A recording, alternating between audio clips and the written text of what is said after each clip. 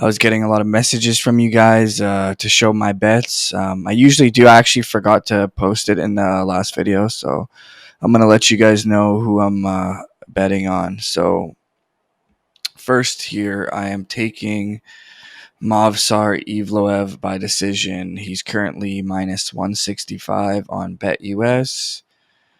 And the reason I'm taking him is he's got a lot of decision wins. So he's a huge favorite, minus 400. He's expected to just beat Dan Ige. Odds makers expecting him to just destroy Dan Ige. I don't think he's going to destroy Dan Ige. I think it's going to be a little more competitive than that. Dan Ige is a dog. But I think Movsar is going to get it done, and he's got a lot of decision wins. Eight out of his 15 wins are by decision.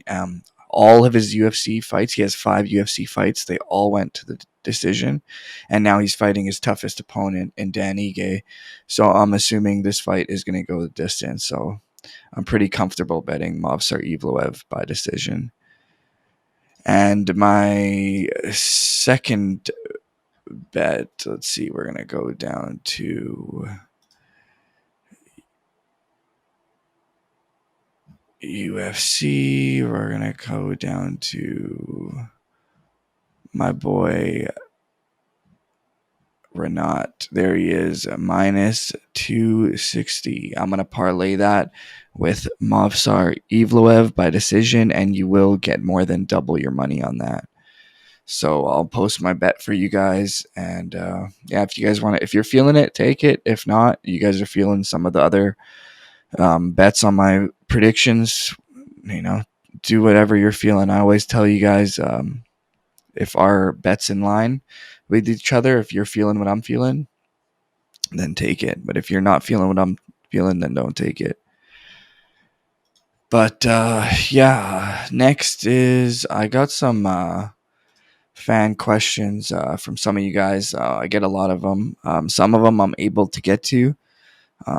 And obviously, I'm not able to get to all of your guys' questions, but I'll try. And today we're going to get to some of your questions. So I got a few questions here. Number one, this comes from our viewer, Kaz. Big John says, and Big John meaning Big John McCarthy, referee back in the day for the UFC, says Usman would get lit up on the feet by Nick Diaz. Well, Big John's doing a lot of drugs or something. I think he's an idiot if he actually thinks that.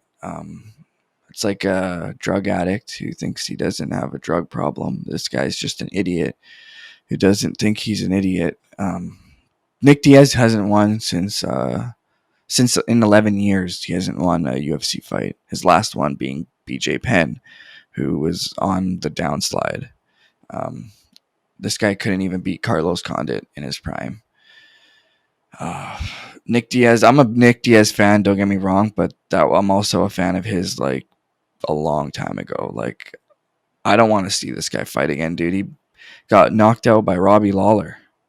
You're telling me he's going to beat Kamaru Usman, who's on a like 19 or 20 fight win streak, number 1 pound for pound fighter in the world.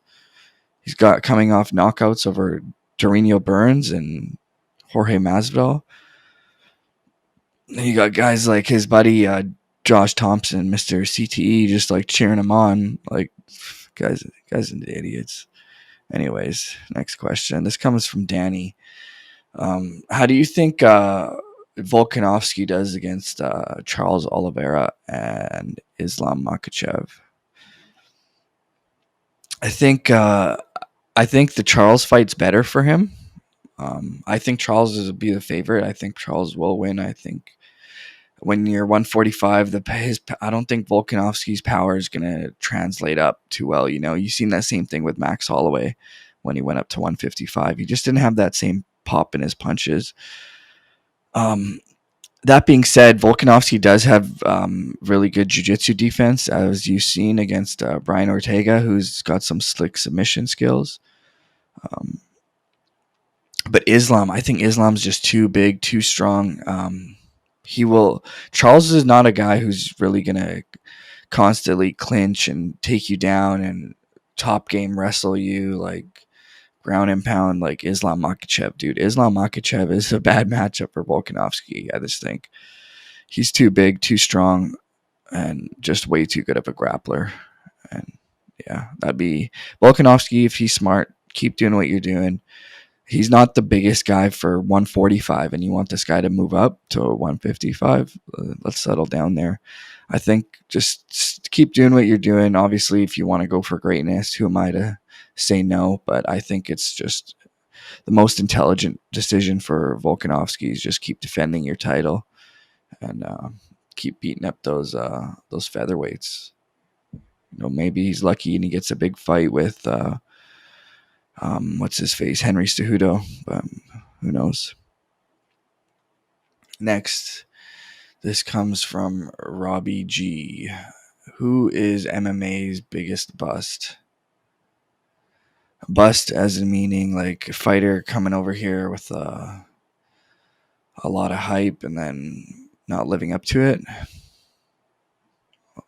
Off the top of my head, there's a few. I remember Gokhan Saki. There's a lot of hype behind him. He did not live up to that hype. Who else that came over just didn't do well?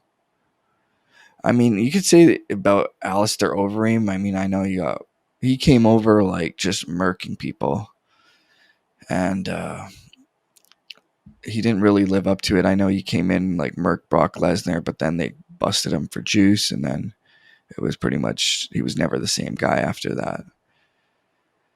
But yeah, that's a. I gotta think about that one. I can't really think off the top of my head. MMA's biggest bust. But yeah, next question. This comes from Jamil. Always love the content, brother. Who do you think?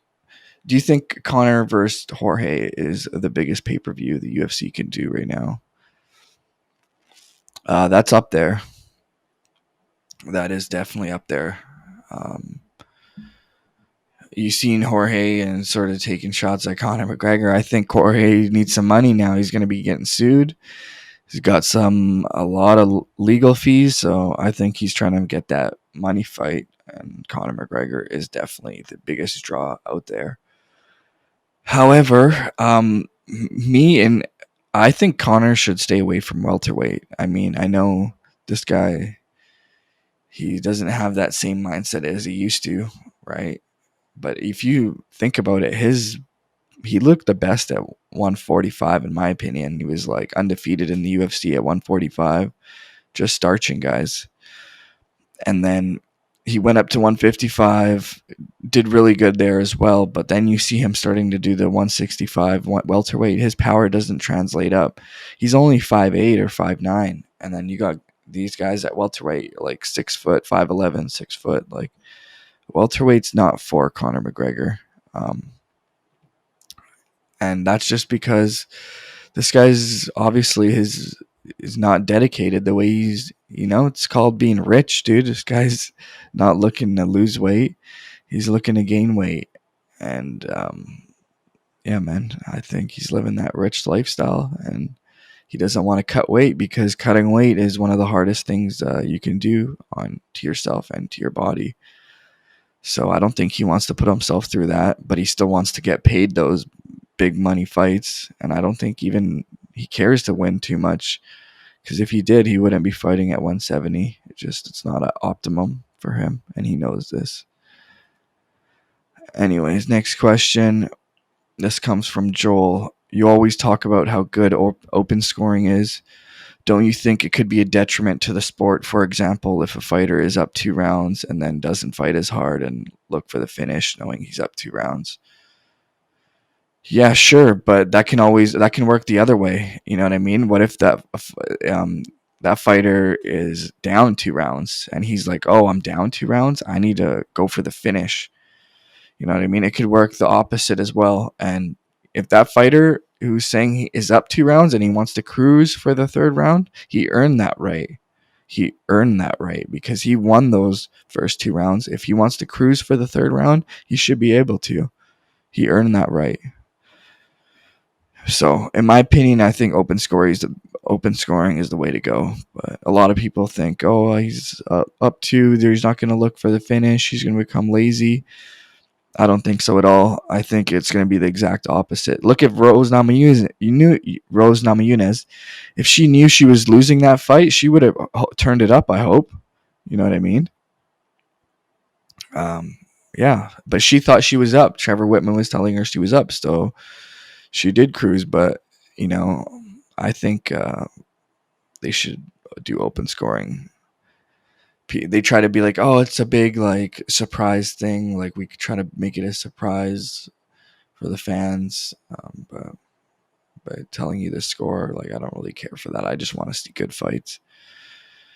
And yeah, so those are some fan questions got to, and let you guys know who I'm betting on this weekend. So use promo code Iceman on BetUS, and you will get 125% bonus.